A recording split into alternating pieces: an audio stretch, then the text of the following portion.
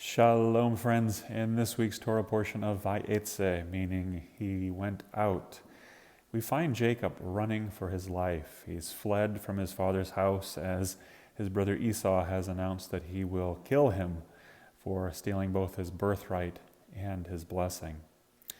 Jacob settles for an evening at a place called Luz, or what he will rename Bethel, because he has a dream. And in that dream, he has a revelation of the place where God was and was with him. As we read, Adonai b'mekom hazeh, the Lord was in this place. Va'anochi lo yadati, and I did not know it. What Jacob doesn't understand is that the Lord has always been with him.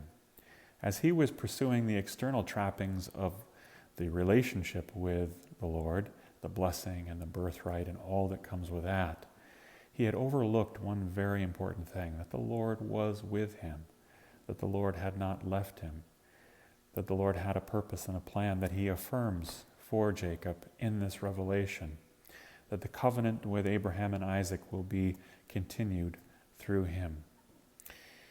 As he is waking up from this, he makes that pronouncement, I didn't know God was here. And I think that speaks to how often in our own life we think that God is far away or he is not close to us. I want to give you two examples. One happened a few months ago. I was working here in my office at my table, typing on my computer, and someone had come to the building to do some work. And as they walked by my office, I said hello, and they kept on going. And about a half hour later, they came and worked at a table that was by my door, and they looked up and said, oh, Rabbi, when did you get here? And I said, well, I've been here since 9 this morning. What they had overlooked was that they had parked directly next to me, and that when they came in, they walked right by my office where I was sitting. And they acknowledged that they were so focused on the thoughts running through their mind and the things that they had to take care of and some troubles that they were facing, that they weren't quite present with where they were. And even this morning in my own life, I was snowshoeing, and I had forgotten to do something before I left the house that I needed to get done, and I began to berate myself and say, just be frustrated having forgotten what I needed to do, which happens more as you get older. And then I remembered that this was not a way of enjoying the presence of God in the wilderness. And I began to focus, and as one of the most beautiful short essays on the presence of God, practicing the presence of God, reveals, is that we have to kind of be intentional and remind ourselves that the Lord is with us, that he has not gone away from us.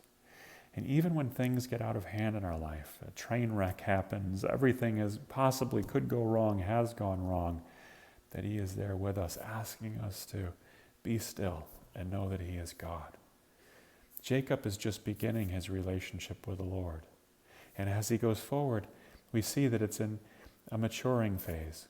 He doesn't have everything perfectly aligned. He isn't praying perfectly. He is his wives, plural, and his children are a mess. But the Lord is still going to use him.